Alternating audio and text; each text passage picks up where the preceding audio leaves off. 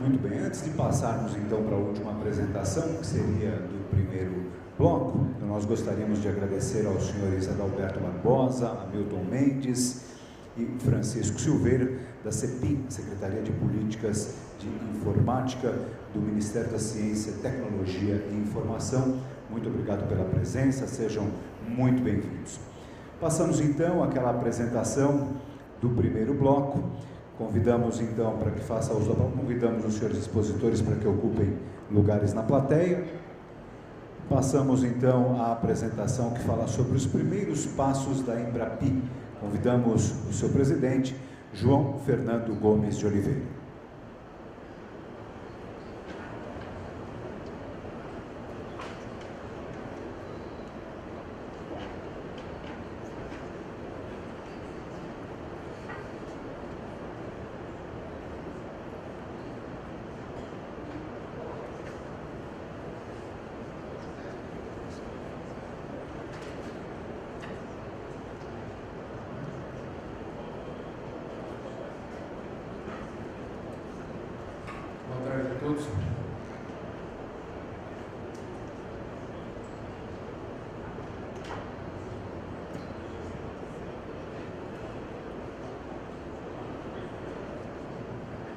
Boa tarde a todos, obrigado pelo convite, pessoal da BIM, obrigado pela presença dos senhores.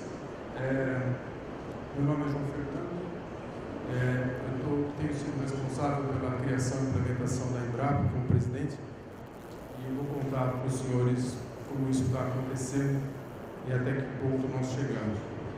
Acho que a melhor maneira de explicar esse sistema é começar falando sobre o seu funcionamento. Nós estamos falando de um setor que tem características especiais, porque vocês têm a lei de informática. Mas tentem ouvir essa apresentação abstraindo para outros setores que não têm obrigação ou nenhum benefício fiscal para investimento em P&D. Porque o caso de vocês é uma especificidade que precisa ser sempre considerada.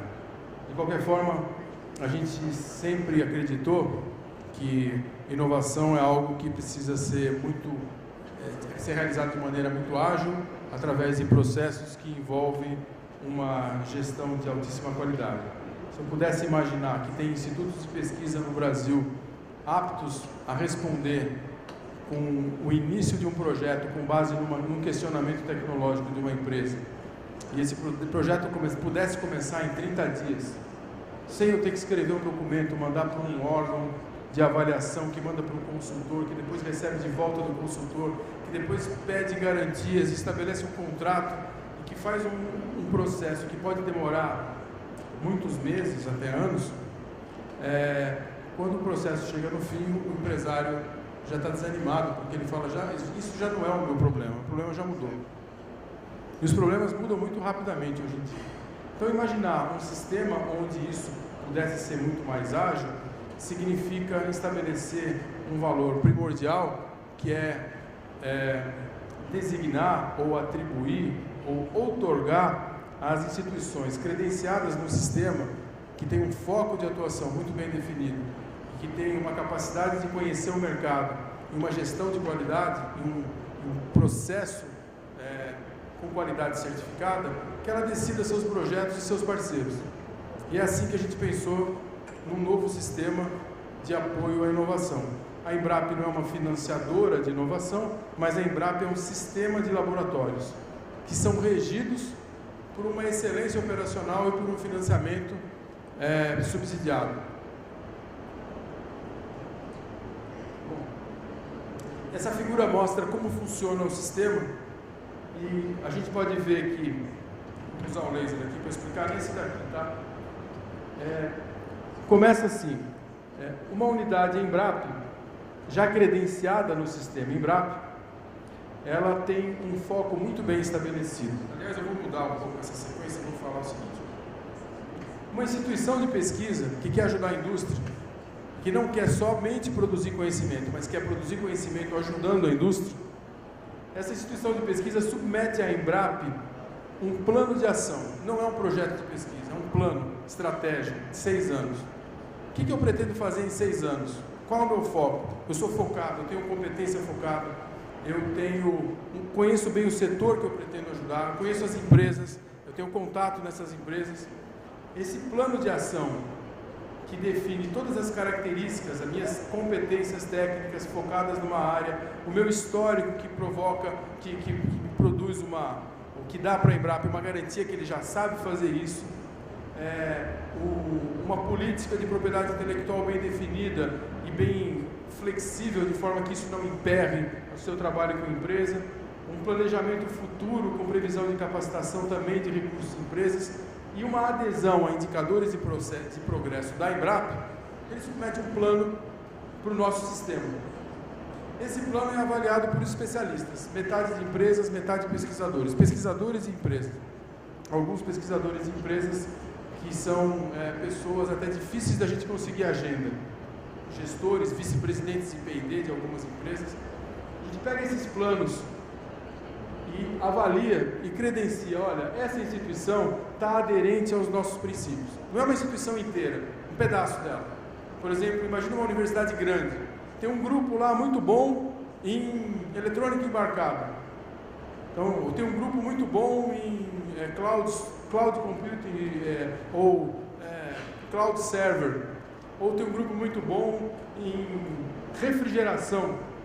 Então, aquele grupo submete uma proposta para a Embrapa. Eu sou focado, eu tenho uma competência bem definida, eu tenho capacidade de ajudar a indústria, eu conheço o mercado que eu quero ajudar, eu sei o impacto que eu consigo produzir se eu tiver um dinheiro me apoiando para eu ter estabilidade de pessoas. Hoje, no Brasil, o financiamento de pesquisa é feito essencialmente por agências de financiamento que usam um Fundo Nacional de Desenvolvimento Científico e Tecnológico que não paga salários. Você consegue dinheiro para pesquisa para comprar coisas, não para pagar salários. Aí você tem que usar o pessoal próprio para pagar os salários. Então fica muito difícil de articular. Então, mais ainda, a Embrapa paga salários, essencialmente. Você tem que mostrar também que você tem infraestrutura para poder entrar nesse sistema.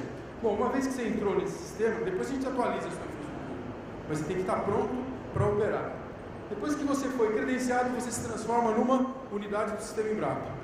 E aí você assume o compromisso de trabalhar com padrões, de trabalhar com padrões de excelência. Então tem um sistema de excelência operacional, tem manuais de operação. A Embrapa é um sistema operacional. O que a gente faz?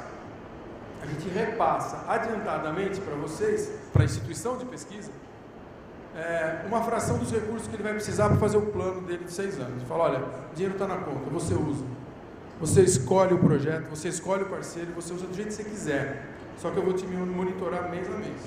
Você me conta tudo que você está fazendo. Esse dinheiro é público e eu preciso arrumar um jeito de mostrar para os órgãos de controle que o negócio é sério e é bem acompanhado. E que a inovação precisa disso. A gente conseguiu chegar até aqui.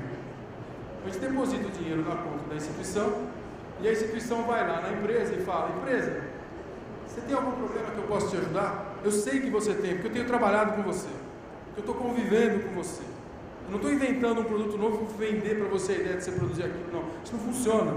Eu sei o teu dia a dia, eu sei os problemas que você tem, estou aqui para te ajudar. E se você assinar um contrato comigo, a Embrapa paga uma parte do custo desse contrato. E o dinheiro já está na minha conta, eu é que decido. Aí a empresa assina o contrato com a unidade Embrapa, a gente não julga nada. Entre a negociação e os contratos, nós temos coisas acontecendo em 45 dias. A empresa chama, ou a ICT tem obrigação no sistema Embrapa de visitar um número de clientes. Esses 6 anos a gente quer visitar mais de 2.500 empresas para entender demanda. Então a unidade Embrapa, ela vai fazer uma proposta para a empresa se concordar, quer dizer, a empresa não tem que escrever proposta, a unidade tem que escrever proposta. Quem julga a proposta não é o consultor da Embrapa, é a empresa que julga a proposta. Quem aprova a proposta é a unidade Embrapa, não é o diretor da Embrapa. Aí viramos tudo de ponta cabeça, certo? É um sistema que eu dou autonomia com responsabilidade, é o contrário do que o governo normalmente faz para evitar a corrupção. Ele fala assim, antes de você dar qualquer passo, eu tenho que te autorizar. Aí você fica esperando a autorização para o primeiro passo, para o segundo passo, para o terceiro passo, as coisas não acontecem. Na Embrapa a gente fala, você pode dar todos os passos até o fim, mas você vai me contando o que você está fazendo, se eu tiver dúvida eu te pergunto, mas vai embora. E eu vou te avaliando. Se você estiver agindo corretamente, você está livre. Então liberdade com auditoria. O sistema governamental normalmente é processo com gates de controle antecipados e amarração e ineficiência. Parece que os princípios da administração pública, que é a moralidade, a legalidade, a impessoalidade, a eficiência não é importante. Você já viram alguma CPI da ineficiência? Não tem. Tem CPI da ilegalidade, da imoralidade, mas da ineficiência. A ineficiência tem um valor muito pequeno nos órgãos de controle. E a Embrapa coloca a eficiência como primeiro. Em primeiro lugar, você tem que decidir. Não vem me perguntar se o projeto pode ou não pode. Você tem que saber. Depois eu vou te avaliar. Se você fez errado, você vai ser mal avaliado. Mas a decisão é sua. O rigor é seu. Isso é um princípio fundamental da Embrapa. Bom, nesse processo, a gente já iniciou. A Embrapa tem 1 ano, exatamente. Fui contratado pela Embrapa em março de 2014. Em 1 ano, nós já fizemos todas as regras do sistema, montamos uma equipe enxuta, temos um escritório, assinamos um contrato com o governo, criamos uma associação, o governo já transferiu dinheiro para a Embrapa abriu 2 chamadas, nessas chamadas ela já trouxe os consultores, selecionou as instituições que ela vai fomentar por 6 anos e hoje nós já temos 13 unidades Embrapa e mais 5 polos de inovação que eu explico no final. Essas unidades Embrapa, elas já estão preparadas para trabalhar no nosso sistema. Elas já têm acordo de cooperação com a Embrapa, elas já têm dinheiro na conta e elas pretendem, em 6 anos, produzir um total de 1 bilhão e 400 milhões de reais em P&D, em parceria com a indústria. É um sistema bem diferente do usual e é por isso que a gente teve que criar uma organização nova. O que é legal disso? Que a nossa organização Embrapa, ela é privada, sem fins lucrativos. E pela lei das organizações sociais, que está nesse momento em discussão, uma organização social, se reconhecida pelo governo como tal, ela pode desenvolver uma função, uma atividade pública financiada pelo governo. Então nós temos um contrato com o governo. Juridicamente, um contrato é um instrumento que estabelece condições de contraposição de interesses. Eu entrego inovação para a indústria, para o governo paga a Embrapa por isso. Quando ele paga para receber algo, esse pagamento transforma o dinheiro de público para privado quando ele entra na Embrapa. Isso é perfeitamente legal. A lei das organizações sociais estabelece que isso pode ser feito e o dinheiro vira privado quando ele entra na Embrapa, mas ele tem que ser usado respeitando os princípios da administração pública. Moralidade, legalidade, etc. Eficiência. Então a gente tem regras próprias de uso do dinheiro que não são as leis das licitações. Mas o dinheiro é usado de uma maneira séria porque nós auditamos e temos auditorias externas. Por isso, nós conseguimos ter recursos do FNDCT e pagar salários pela Embrapa.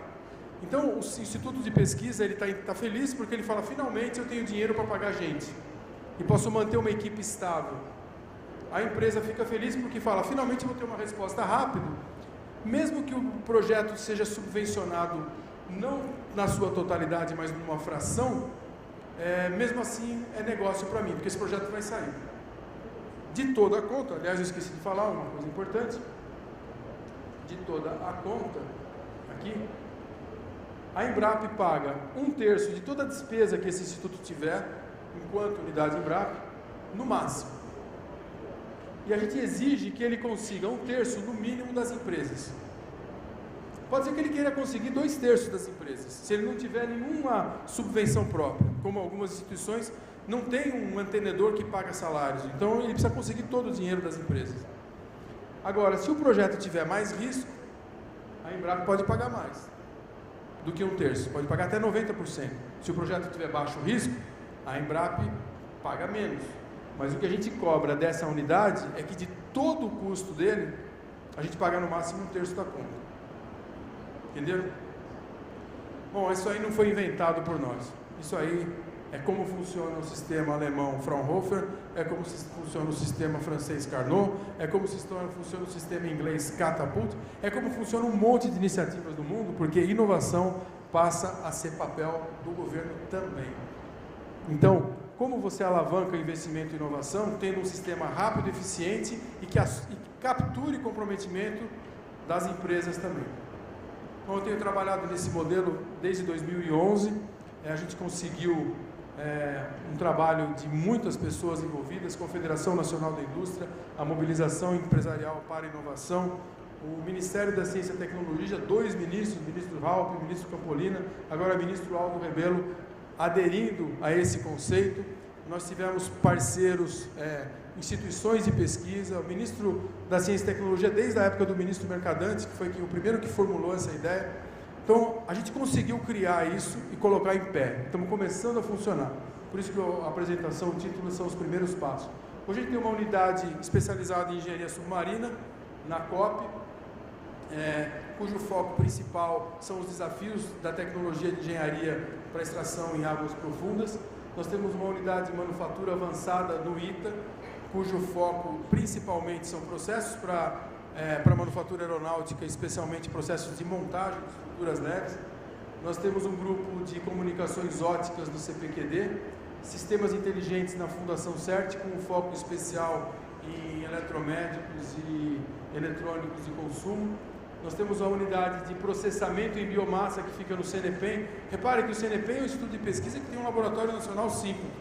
O CNPEM tem um centro de nanotecnologia, mas como Embrap, ele desenvolve tecnologia ou processamento para processamento de biomassa. Mas ele vai fazer isso como Embrap, porque ele tem um grupo que consegue focar e produzir impacto nisso, vai ser avaliado por isso.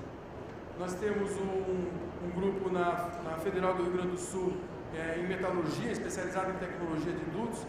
O Polo, que é um grupo da Federal de Santa Catarina em tecnologia de refrigeração, trabalha intensamente com empresas como Embraco, Metal Frio e essas empresas na área de refrigeração. Nós temos uma unidade do Senai em São Leopoldo, especializada em substituição de materiais para polímeros, com grande especialização, principalmente em elastômeros. A Universidade Federal de Campina Grande é a unidade Embrap especializada em software. O LACTEC é a unidade Embrap com eletrônica embarcada. O Senai Cimatec na Bahia cuida de manufatura integrada. O IPT em São Paulo, materiais de alto desempenho, inclusive materiais baseados em fibra de carbono, estruturas leves, com máquinas de tape laying, fiber placement, aptas a fazer até trechos de fuselagem de aviões em tamanho real. E está fazendo, tem trabalhos entre IPT e Embraer para desenvolver trecho de asa e fuselagem com compósitos de fibra de carbono. E o INT em Tecnologia Química e Industrial, que fica no Rio de Janeiro. Indo um pouco mais rápido, a Embrap foi implementada em 2 fases. Aquilo que eu mostrei é a fase definitiva. A gente começou a fazer isso numa experiência. Se inovação tem uma fase piloto, que você tem que testar a ideia, a gente testou a ideia durante 2 anos em 3 institutos, são esses daí. Esses 3 institutos, eles tinham um foco especificado ali no IPT Bionanotecnologia, no INT Energia e Saúde e no Cimatec Automação da Manufatura. A gente aprendeu que essas instituições, apesar de serem reconhecidas nessas áreas, elas ficavam esperando alguma empresa procurar. O grande ganho que a gente colocou nisso foi estabelecer um processo de prospecção de mercado de clientes e gargalos tecnológicos. A gente pôs na agenda deles quantas empresas vocês visitam por semana, afinal. Quer dizer, você passa a ter um processo de venda da instituição que quer ajudar a indústria, ela tem que ir lá, entrar dentro da indústria. Elas se estruturaram rapidamente em termos de áreas de negócio para poder negociar contrato. Os pesquisadores entenderam que eles devem buscar o cliente, que eles devem se alienar do mercado, e as empresas começaram a olhar aquilo com bons olhos, não pelo financiamento só, pela subvenção, mas também porque essas instituições são muito proativas e elas querem trabalhar rápido, porque rapidez é um indicador de desempenho nosso. O resultado foi esse, principalmente no IPT e no Cimatec, eles vendiam projetos anualmente nas áreas de competência da ordem de 3,5 milhões, 4. Em 2 anos eles venderam o Cimatec 108 milhões, o IPT 77 milhões. Se dividido por 2 anos, dá aproximadamente de 35 a 50 milhões por ano. Para quem vendia 3,5, é mais do que 10 vezes de aumento em 2 anos. Eles ficaram animadíssimos, a gente ficou animadíssimo com isso e partimos para o modelo Embrap completo. Aí tem alguns exemplos que eu tenho autorização para falar de projetos Embrap. Isso aqui devia mexer, está mexendo. Então a gente tem na área de materiais, o uso de materiais em aciaria, o uso de nanopartículas em material dentário, compostos em fibra de carbono com a Embraer, a Votorantim desenvolvendo sistemas de queimadores, simulação de empenamento em partes de aeronaves, desenvolvimento de dispositivos de sensoriamento de processos de produção, um robô subaquático para PVG no valor de 30 milhões de reais, o INT desenvolvendo com indústrias da área de química e materiais vamos dizer, automobilística, novos materiais, novos processos para a produção de químicos industriais. Então, é uma diversidade grande de projetos, porque quando se teve a ideia de dar o nome de Embrapa para esse negócio, muitas pessoas achavam o seguinte: o Brasil precisaria de uma Embrapa da indústria. Só que o problema é bem diferente. Se você resolve o problema da ferrugem no café, você resolve no Brasil inteiro. E o problema da corrosão do pistão do motor 2.0 da GM é o problema da corrosão do pistão não corrói, mas do anel, por exemplo. É o problema da corrosão do anel do pistão do motor 2.0 da GM, é aquele problema, porque ela usa o material, ela usa o processo, ela usa o tratamento. Então, Embrapa não resolve um problema e dá a solução em massa para todo mundo, como a Embrapa faz. A Embrapa tem uma especificidade muito maior, porque a indústria tem uma especificidade maior. Então, a gente, para isso, precisa de um conjunto de grupos de competências que saibam trabalhar em conjunto. Aqui alguns slides de como a gente criou essa organização, né? O Conselho de Administração estabeleceu para a gente uma estratégia, uma visão. Com base nessa estratégia, a gente estabeleceu de cara indicadores de desempenho. Para obter os indicadores de desempenho, a gente desenhou o processo. E para operar os processos, a gente precisava de uma estrutura de talentos e de organização. E aí, com base nessa estrutura, é que a gente estabeleceu as nossas regras e para funcionar tudo isso, um lugar, financiamento e botamos a organização em pé. Então, é uma organização que nasce não de vamos fazer, depois a gente vê como organiza, mas nasce já com organização top-down. Eu tenho indicadores e vou fazer processo e eu vou desenhar processo. Já acabou meu tempo? Então, vou acabar. Esse aqui é o Conselho de Administração, tem membros da indústria, grandes líderes industriais, como o Dr. Pedro Vonchovski, do Grupo Ultra, foi presidente do Grupo Ultra há muito tempo. A gente tem Álvaro Prata, secretário executivo do MCTI, a gente tem executivos de outras empresas, como Horácio Piva da Klabin, ou Pedro Passos, que é um dos fundadores da Natura. A gente tem Andif, Zampei, associações. Então, a Embrapa é bem suportada. Isso é o nosso, a gente chama de firewall antipolítica. Nós temos empresários que são conselheiros da Embrapa. Nós temos empresas que hoje fazem planejamento estratégico e convidam as unidades Embrapa, porque elas querem colocar dinheiro no orçamento para o ano seguinte, para usar no nosso sistema. Em 2 meses, esse sistema começou a operar faz 2 meses. Nós não recebemos um relatório de março, nós recebemos de janeiro e de fevereiro. Em 2 meses nós temos já 28 planos de trabalho entregues para clientes, no valor de 47 milhões, e já temos 9 propostas contratadas no valor de 13 milhões. Para fazer um edital numa agência de financiamento, para contratar isso, ia demorar mais que 1 ano.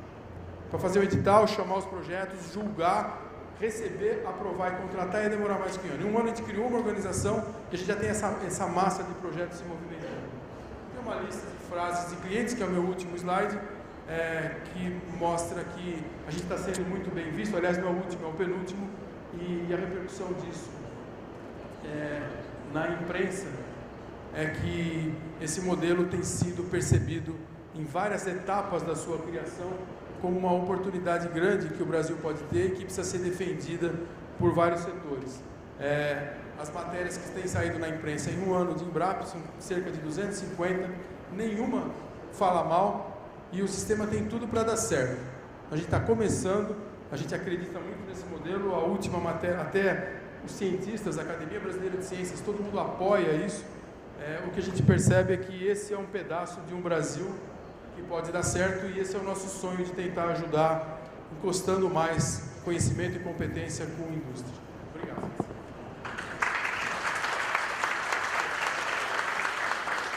Os nossos agradecimentos ao João Fernando Gomes de Oliveira, presidente da Embrapa.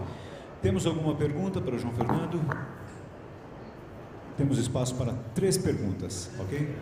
Podemos fazer pelo microfone?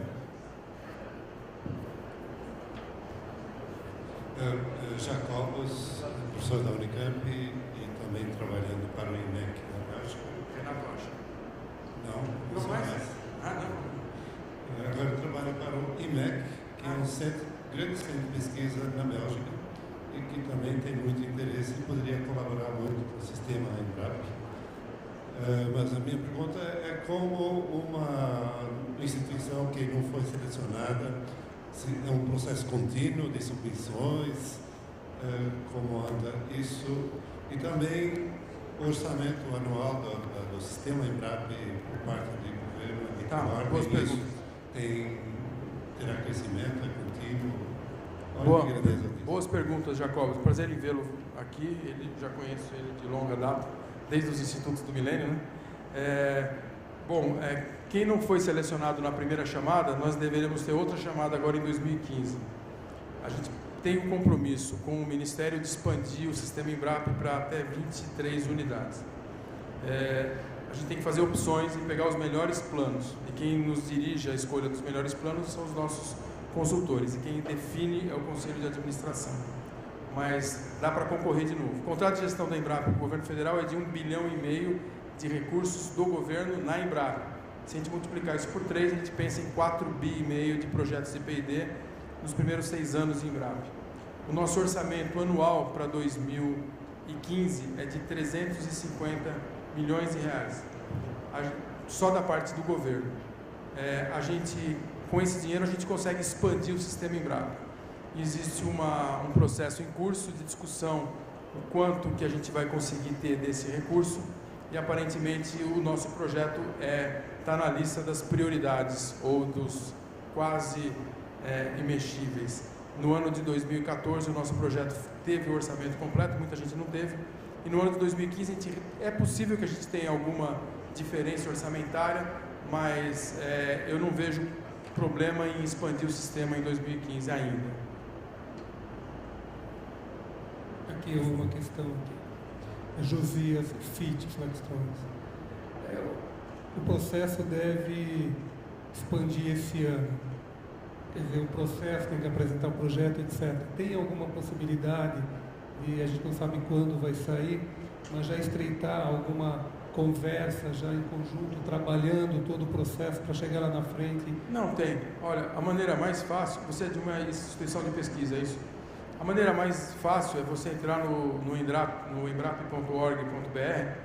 e entrar num link chamado Manuais. E lá estão todos os nossos manuais.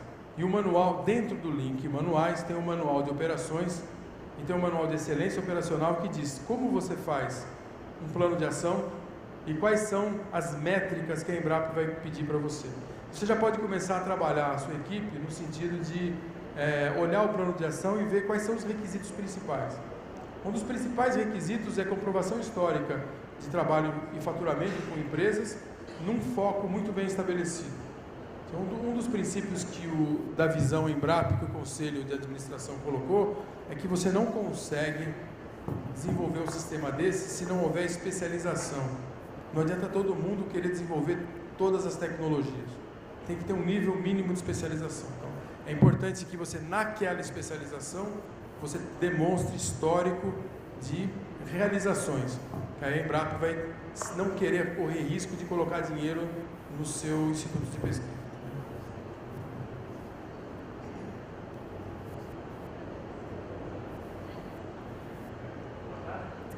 Não estou te ouvindo. Boa tarde, professor Serra, do Instituto Federal do Ceará.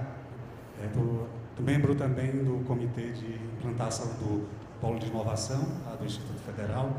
E como não deu tempo de falar um pouco sobre os polos de inovação durante a apresentação... Eu acabei não falando, né? Isso, aí era pedir um pouco, para falar um pouco sobre esse processo, né, dos polos. Essa notícia dos polos de inovação é recente. A Embrap tem contrato com 2 ministérios, o da Ciência, Tecnologia e da Educação. Quase metade das 10 unidades Embrap que foram aprovadas na última chamada são universidades federais. E o MEC encomendou para a Embrap um programa também para que os institutos federais fizessem, os melhores institutos federais em inovação,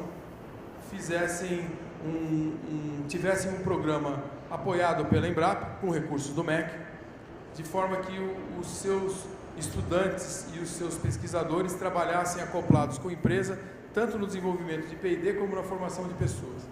A gente lançou uma chamada para 5 polos de inovação, em parceria com o MEC, e já aprovamos 5 polos. Nós estamos na fase agora de contratação desses polos de inovação. E o IF Ceará é um dos selecionados, assim como o IF da Bahia, um IF do Rio de Janeiro, lá de Campos. Temos, eu não vou lembrar de todos, mas são 5 institutos federais. Não estão ainda com dinheiro na conta. Aqueles 13 lá já estão com dinheiro na conta. Os IFs ainda não. Muito bem, temos mais uma pergunta?